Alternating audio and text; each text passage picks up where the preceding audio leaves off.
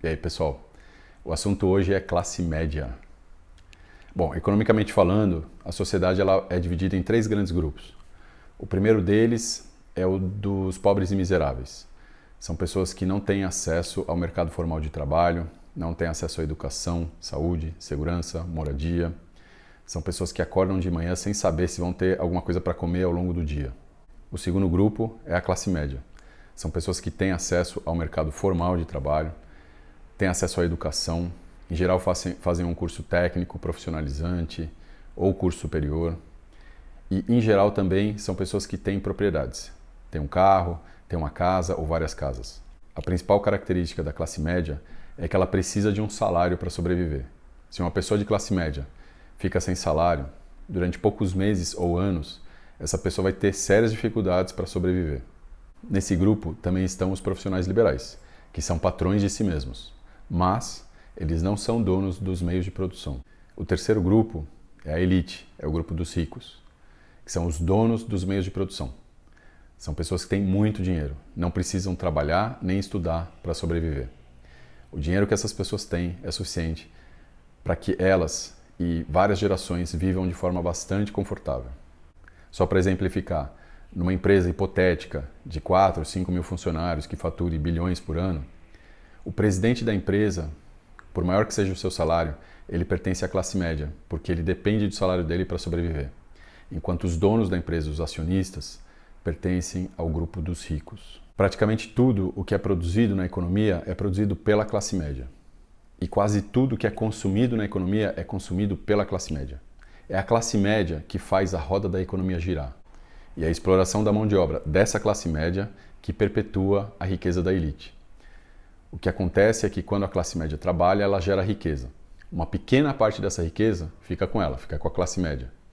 E a maior parte dessa riqueza vai para o bolso dos ricos, que são os donos do capital, os donos dos meios de produção. É inevitável, portanto, que exista uma relação de dominação da elite em relação à classe média, para que essa se mantenha obedientemente produtiva. Cada classe possui seus interesses próprios. Aos pobres, por exemplo, interessa sua emancipação e condições mínimas de moradia, segurança, saúde e educação. A classe média interessa a melhoria das condições de trabalho e aumento na participação dos lucros. Tudo o que não interessa aos ricos, que querem um mercado vigoroso, menos direitos trabalhistas e mais lucro. Os pobres não têm condições de se unir em torno de seus objetivos, porque eles não detêm meios de comunicação, não detêm tecnologia, então é um grupo sem voz. Os ricos são extremamente corporativistas, são bastante unidos, eles fazem lobby, atuam junto ao Congresso Nacional, atuam junto ao Executivo, influenciam a Bolsa de Valores e o mercado de câmbio. Já o caso da classe média é bastante peculiar.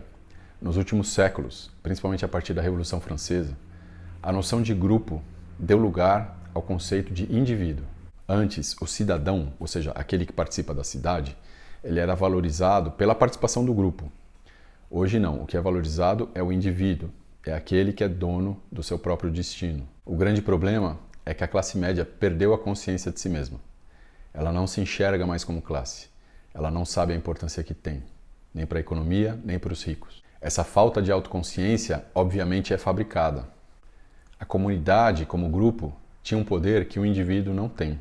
Até o século passado, por exemplo, as greves, que eram iniciativas do grupo, ameaçavam o poderio dos ricos, o poderio das empresas.